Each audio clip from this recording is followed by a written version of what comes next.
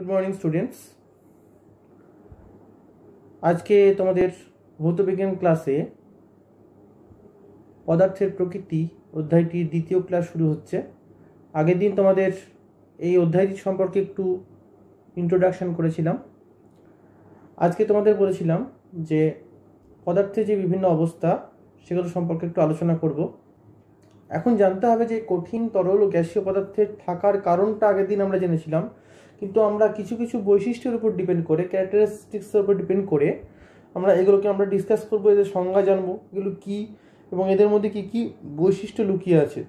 এই বৈশিষ্ট্যের পার্থক্যের উপরই আমরা পদার্থগুলোকে আলাদা আলাদাভাবে ভাগ করেছি প্রকৃতিতে, ওকে, এবং পদার্থগুলো চিনেছি। তো সেক্ষেত্রে প্রথমেই যদি আমাদের সংজ্ঞা আসে যে কঠিন পদার্থের সংজ্ঞা বলতে কি বোঝায়, তো প্রথমেই আমরা বলবো যে সাধারণ অবস্থায় যে সকল পদার্থের নির্দিষ্ট আকার ও আয়তন থাকে, এটা হচ্ছে মূল বৈশিষ্ট্য। মূল বৈশিষ্ট্যটাকে নিয়েই আমাদের সংজ্ঞা তৈরি হয়। তো সেক্ষেত্রে কি হচ্ছে, সাধারণ অবস্থায় যে সকল পদার্থের নির্দিষ্ট কি বললাম আকার ও আয়তন থাকে, যাদের কি হয় আকার বা আয়তন পরিবর্তন করার সময় বাধা প্রদান করা হয় বা সেই পদার্থগুলি বাধা প্রদান করে, তাদেরকে বলা হচ্ছে কি কঠিন পদার্থ। অর্থাৎ দেখবে কঠিন পদার্থের মধ্যে একটা রিজিডিটি থাকে এবং একটা নির্দিষ্ট সীমাবদ্ধতা পর্যন্ত, সীমা পর্যন্ত তারা কি করে নিজেদের আকার ধরে রাখতে পারে, নির্দিষ্ট সীমা পর্যন্ত। তার বাইরে চলে গেলে সেটা ভেঙে যায়, কিন্তু ভেঙে গেলেও সেটাও একটা কঠিন পদার্থে পরিণত হয়, কখনোই তরল পদার্থ হয়ে যায় না বা গ্যাসীয় পদার্থে পরিণত হয়ে যায় না। যদিও এটা হচ্ছে যে পদার্থকে যদি আমরা ভেঙে গুঁড়ো গুঁড়ো করতে থাকি, একটা সময় সেটা কি হয়ে যাবে, পরমাণুতে পরিণত হবে, এটা কিন্তু জেনে রেখো। কিন্তু আমরা যেই পদার্থকে ধরেই নেওয়া হচ্ছে যে পরমাণুর সমষ্টি হিসাবে, ওকে। তো সেক্ষেত্রে আমরা এটা বলতে পারি যে কঠিন পদার্থের বৈশিষ্ট্যই হচ্ছে কি নির্দিষ্ট আকার বা আয়তন থাকবে তাদের, ওকে। এবার তাহলে যদি তোমাদের প্রশ্ন আসে যে কঠিন পদার্থ বলতে কি বোঝায় এবং তাদের বৈশিষ্ট্যগুলি কী কী, তো ফার্স্ট যে বৈশিষ্ট্যটা বলবে সেটা হচ্ছে, দেখো, নির্দিষ্ট চাপ ও তাপমাত্রায় কঠিন পদার্থের আকার ও আয়তন সর্বদা কি হবে, নির্দিষ্ট থাকে। প্রথম বৈশিষ্ট্য এটাই হবে। নেক্সট বৈশিষ্ট্য আমরা কি লিখব, যে কঠিন পদার্থ দৃঢ় হওয়ায় বাইরে থেকে কি হয়, উপযুক্ত পরিমাণ বল প্রয়োগ না করলে কি হয়, কঠিন পদার্থের আকার বা আয়তনের বিশেষ কোনো পরিবর্তন হয় না। যদি বাইরে থেকে আমরা তাপ প্রয়োগ না করি বা উপযুক্ত পরিমাণ বল প্রয়োগ না করি, কি হয়, তাদের কঠিন পদার্থের আকার বা আয়তনের কোনো পরিবর্তন হয় না, ওকে। তাহলে কি হচ্ছে, তাপ প্রয়োগে কঠিন পদার্থ প্রমাণ চাপে একটি নির্দিষ্ট তাপমাত্রায় গলতে থাকে। যেমন আগে তোমাদের পদার্থের অবস্থাতে পড়িয়েছিলাম তোমাদের যে বরফ, তাই তো, কত ডিগ্রি সেন্টিগ্রেড তাপমাত্রায় জলে পরিণত শুরু করে, 0 ডিগ্রি সেন্টিগ্রেড উষ্ণতায়। অর্থাৎ 0 ডিগ্রি সেন্টিগ্রেড উষ্ণতাতে বরফ তার কঠিন অবস্থা ছেড়ে জল হতে শুরু করে, ওকে। তাহলে এটা হচ্ছে তার গলনাঙ্ক, তোমরা পড়েছিলে নিশ্চয়, তোমরা জানো, তাপ অধ্যায়ে তোমাদের পড়িয়েছিলাম। আবার দেখবে, আর নেক্সট যে বৈশিষ্ট্যটা তোমাদের, এটা একটা বৈশিষ্ট্য হতে পারে। নেক্সট যে বৈশিষ্ট্য, এটা হচ্ছে সাধারণ তাপমাত্রায় কি লিখবে, কঠিন পদার্থ গ্যাসের মতন ছড়িয়ে পড়তে পারে না, কিন্তু এর ব্যতিক্রম আছে কিছু কিছু, যেমন কি আয়োডিন, ন্যাপথেলিন, কর্পূর, এগুলো হচ্ছে একটা তোমাদের বৈশিষ্ট্য, এগুলো তোমাদের পড়তে হবে, বোঝা গেল? তো এইটা হচ্ছে ব্যতিক্রম। এই ব্যতিক্রমগুলো তোমার জানতে হবে, কারণ কঠিন থেকে সরাসরি তারা গ্যাসে পরিণত হয়, এদের বৈশিষ্ট্যটা এরকম, এগুলো হচ্ছে ব্যতিক্রমী পদার্থ। আর নেক্সট যেটা বলবে, যে সাধারণ চাপ ও তাপমাত্রায় কিছু কঠিন পদার্থ নির্দিষ্ট জ্যামিতিক আকৃতি বিশিষ্ট, অর্থাৎ কি বলতে পারি আমরা, নিয়তাকার হয়। যেমন দেখো খাদ্য লবণ NaCl, ফটকির সংকেত কি, K2SO4 Al2SO4 whole 3 dot 24 H2O। ওকে, তুতের সংকেত কি, CuSO4 ডট 5 H2O।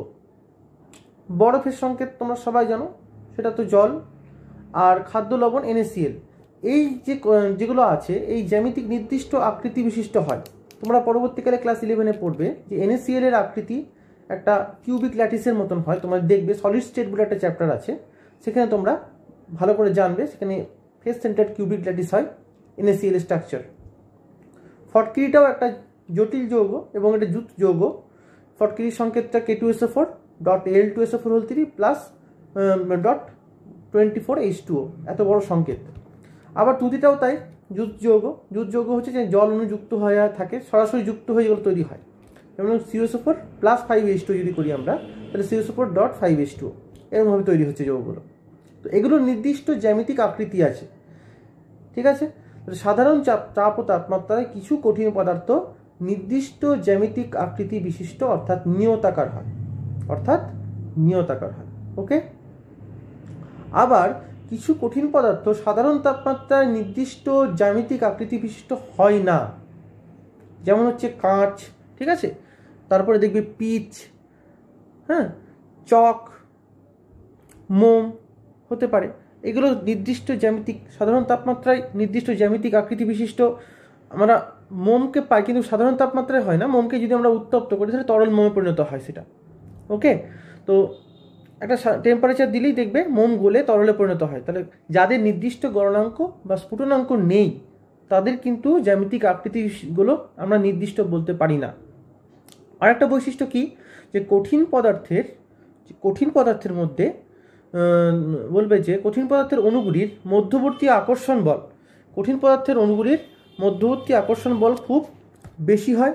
তার জন্য কি হয়, তাদের মধ্যে আন্তঃআণবিক যে ফাঁকটা থাকে অণুগুলির মধ্যে, যে ফাঁকটা খুবই কম হয়, অর্থাৎ সংশক্তি বলের পরিমাণ খুবই বেশি হয় তাদের মধ্যে, অণুগুলি ঘন সন্নিবিষ্ট অবস্থায় থাকে। এটা হচ্ছে কঠিন অবস্থায় থাকার একটা কারণ, আমি আগের দিনই বলেছিলাম তোমাদের, বোঝা গেল। তাহলে তোমরা এই কঠিন পদার্থের বৈশিষ্ট্যগুলো তোমরা এগুলো খাতায় নোট করে নেবে। এই ভিডিওটা দেখে তোমরা খাতাতে নোট করার চেষ্টা করবে, পয়েন্ট করে লিখবে, 1 2 3 4 করে পরপর যেগুলো বললাম। এবার আসি নেক্সট, যেটা হচ্ছে আমাদের পদার্থের প্রকৃতির যে নেক্সট অবস্থা, সেটা হচ্ছে তরল অবস্থা। তরল অবস্থা যদি কাকে বলে, তাহলে কি বলবে, তরল অবস্থা কাকে বলবে, যে সাধারণ অবস্থায় যে পদার্থের নির্দিষ্ট আয়তন আছে কিন্তু নিজস্ব আকার নেই, যখন যে পাত্রে রাখা হয় সে পাত্রের আকার ধারণ করে এবং যার প্রবাহমানতা ধর্ম আছে। দেখো, তরলের প্রবাহমানতা ধর্ম আছে, অর্থাৎ এক স্থান থেকে অন্য স্থানে গমন করতে পারে, তাই তো। প্রবাহমানতা ধর্ম আছে এবং উপরিতল সর্বদা অনুভূমিক থাকে। উপরিতল বা তরলের যে সারফেস, তরলের উপরি সারফেস সর্বদা অনুভূমিক থাকে, প্লেন, তাকে আমরা কি বলবো, তরল পদার্থ। তোমরা তরল পদার্থ অনেক উদাহরণ জানো, জল, দুধ ইত্যাদি তোমরা দেখেছো। তাহলে এই যে পদার্থটা হলো, এই পদার্থটার মধ্যে তুলনামূলকভাবে কি হয়, সংশক্তি বলের পরিমাণ কমে যায়, অর্থাৎ অণুগুলির মধ্যে আন্তঃআণবিক ফাঁক আর একটু কি হয়, বেড়ে যায় এবং ঘনত্বটাও কমে যায়, তাই তো। তাহলে সেক্ষেত্রে কি হয়, এর বৈশিষ্ট্য কি হতে পারে, যে তরল পদার্থের বৈশিষ্ট্য কি তোমার যদি প্রশ্ন আসে, তাহলে প্রথম পয়েন্ট কি লিখবে তরল পদার্থের বৈশিষ্ট্যতে, 1 নম্বর লিখবে নির্দিষ্ট চাপ ও উষ্ণতায় যে কোনো তরলের একটি নির্দিষ্ট আয়তন আছে, প্রথম বৈশিষ্ট্য। 2 লিখবে কিন্তু এদের নির্দিষ্ট কোনো আকার নেই, যে পাত্রে রাখা হয় সে পাত্রের আকার ধারণ করে। 3 নম্বর কি লিখবে, তাপ প্রয়োগে তরলের আয়তন সাধারণত বেড়ে যায় আর তাপ হ্রাসে আয়তন কমে যায়, কিন্তু এর ব্যতিক্রম আছে। তোমরা আগে অধ্যায় পড়েছিলে, যে তাপ অধ্যায় পড়েছিলাম কি, জলের ব্যতিক্রান্ত প্রসারণ। কি হয়েছিল জলের ক্ষেত্রে, 0 থেকে 4 ডিগ্রি সেন্টিগ্রেড উষ্ণতা বৃদ্ধি করলে আয়তন কমে যায়, ঠিক আছে। 0 থেকে 4 ডিগ্রি সেন্টিগ্রেড উষ্ণতা বৃদ্ধি করলে আয়তন না বেড়ে কমে যায়, ওকে। তাহলে জলের ক্ষেত্রে এটা দেখা যায়। নেক্সট যে বৈশিষ্ট্য এটা ব্যতিক্রম, আগেরটা যেটা বললাম সেটা ব্যতিক্রম, জলের ব্যতিক্রান্ত প্রসারণ বলে ওটাকে। আর কি হয়, নেক্সট যে বৈশিষ্ট্যটা বলবে যে তরলের সমোচ্চশীলতা ধর্ম আছে। এটা মানে কি সমোচ্চশীলতা ধর্ম মানে কি? একটু আগে আমি যেটা বললাম যে যে পাত্রেই রাখা হোক না কেন তরলের উপরিতল সর্বদা অনুভূমিক থাকে, অনুভূমিক অর্থাৎ সমান, এই জন্য এটা করে সমোচ্চশীলতা ধর্ম বলে। ওকে, নেক্সট, বিশুদ্ধ তরলের নির্দিষ্ট হিমাঙ্ক আর স্ফুটনাঙ্ক থাকে। বিশুদ্ধ তরলের নির্দিষ্ট হিমাঙ্ক স্ফুটনাঙ্ক থাকে। নেক্সট যে বৈশিষ্ট্য সেটা হচ্ছে কি, তরল পদার্থ সর্বদা উপর থেকে নিচের দিকে গড়িয়ে পড়ে। তাহলে উপর থেকে নিচের দিকে যখন গড়িয়ে পড়ে তার কারণটা কি? অভিকর্ষের টানে এটা হয় ঘটে। তাহলে তার কি প্রবাহমানতা ধর্ম আছে তরলের। নেক্সট আরেকটা কি, অতিরিক্ত চাপ প্রয়োগে তরলের আয়তন সামান্য কমে যায়। অতিরিক্ত চাপ প্রয়োগে তরলের আয়তন সামান্য কমে যায়। এটা তোমাদের পড়েছিলাম যে বটমূলী পরীক্ষাটা, সেখানেও তোমরা দেখেছিলে। হ্যাঁ, তো অতিরিক্ত চাপ প্রয়োগে তরলের আয়তন সামান্য কমে যায়। সেক্ষেত্রে কি হয়, দুই খণ্ড বরফকে কিছুক্ষণ চেপে ধরে রাখলে সেটা জমাট বেঁধে যাচ্ছে। আমি বলেছিলাম আগের অধ্যায়ে তোমাদের একটা ক্লাস এরপর নেওয়া হয়েছিল। নেক্সট বৈশিষ্ট্য কি বলবো আমরা তরলের অণুগুলির মধ্যে মধ্যবর্তী আকর্ষণ বল কঠিনের থেকে কম কিন্তু গ্যাসের থেকে বেশি। কঠিনের থেকে কম কিন্তু গ্যাসের থেকে বেশি, অর্থাৎ সংশক্তি বল। বোঝা গেল? তাহলে এ তো গেল কঠিন আর তরলের বৈশিষ্ট্য। নেক্সট যদি তোমাদের বলা হয় যে গ্যাসের বৈশিষ্ট্যগুলি কি কি, গ্যাসীয় পদার্থের বৈশিষ্ট্যগুলি কি কি, তার আগে আমাদের জানতে হবে যে গ্যাস কাকে বলে। গ্যাসীয় পদার্থ কাকে বলে যদি বলে, আর গ্যাসীয় পদার্থের বৈশিষ্ট্যগুলি লেখো, এরকম যদি প্রশ্ন আসে তাহলে কি লিখবে? প্রথমেই বলবে যে সকল পদার্থের বা যে পদার্থের নির্দিষ্ট আকার বা আয়তন নেই তাদেরকে বলা হয় গ্যাসীয় পদার্থ। তোমরা বুঝতেই পারছো প্রকৃতিতে প্রচুর পরিমাণে আমরা জানি যে প্রথমে বায়ুমণ্ডলে যদি উপাদানগুলো ভাবি, বায়ুমণ্ডলের প্রকৃতিতে উপাদানে নাইট্রোজেন গ্যাস সব থেকে উপাদান বেশি। কত পার্সেন্ট? প্রায় 78%। ওকে, তারপরেই আমরা চলে আসছি অক্সিজেনে 20.66, হ্যাঁ, বা কোনো কোনো বই 19.66ও লেখা আছে, 20%-এর কাছাকাছি এরকম অক্সিজেনের পরিমাণ। নেক্সট কার্বন ডাইঅক্সাইড আছে আমাদের 0.04%, এখনও হয়ে গেছে, আর আগে ছিল 0.03, বেড়ে গেছে কার্বন ডাইঅক্সাইডের পরিমাণটা। তো এইরকমভাবে তোমাদের বায়ুমণ্ডলের উপাদানগুলোকে আমরা শ্রেণীবিন্যাস করেছি পার্সেন্টেজ শতকরা হিসেবে। তো এখন তোমাদের যদি বৈশিষ্ট্য বলে তাহলে আমরা কি বলবো যে গ্যাসীয় পদার্থের বৈশিষ্ট্য কি? প্রথম বৈশিষ্ট্য হচ্ছে কি, এদের নির্দিষ্ট কোনো আকার আয়তন থাকে না। নির্দিষ্ট কোনো আকার বা আয়তন থাকে না, যে পাত্রে রাখা হয় সেই পাত্রের আকার আয়তন দখল করে। ওকে, যে পাত্রে রাখা হয় সেই পাত্রের আকার আয়তন দখল করে। নেক্সট বৈশিষ্ট্য কি লিখবে? স্থির চাপে কোনো নির্দিষ্ট ভরের গ্যাসের উষ্ণতা বাড়ালে সেই গ্যাসের আয়তন বেড়ে যায়, আবার উষ্ণতা কমালে আয়তন কমে যায়। যদি উষ্ণতা স্থির রেখে কোনো নির্দিষ্ট ভরের গ্যাসের চাপ বাড়িয়ে দিই তাহলে কি হবে? আয়তন কমে যাবে। তাহলে উষ্ণতা যদি স্থির রেখে কোনো নির্দিষ্ট ভরের গ্যাসের চাপ বাড়ালে আয়তন কমে যায়, চাপ কমালে আয়তন বাড়ে। আর গ্যাসীয় পদার্থকে যদি আমরা মুক্ত অবস্থায় রাখি তাহলে কি হয়? চারিদিকে ছড়িয়ে পড়ে। কেন ছড়িয়ে পড়ে? এদের মধ্যে সংশক্তি বল বা আসঞ্জন বলের পরিমাণ খুবই কম। সংশক্তি বল, নিজেদের অণুগুলির মধ্যে আকর্ষণ বল খুবই কম থাকায় তাদের মধ্যে ঘনত্বটা কি হয়ে যায়? খুবই কমে যায় এবং তারা ছড়িয়ে পড়ে। তার জন্য গ্যাসের ব্যাপন ধর্ম দেখা যায়। এটাকে বলে সর্বদা বেশি উচ্চ ঘনত্ব স্থান থেকে নিম্ন ঘনত্ব স্থানে এরা প্রবাহিত হতে পারে। আর আমরা অ্যাভোগাড্রো প্রকল্প যেটা পড়েছিলাম, কি বলেছিলাম? যে একই চাপ ও উষ্ণতায় সমায়তন সকল গ্যাসের সমান সংখ্যক অণু বর্তমান। এই অণুর পরিমাণটা হয় 6.022 × 10⁻23 সংখ্যক।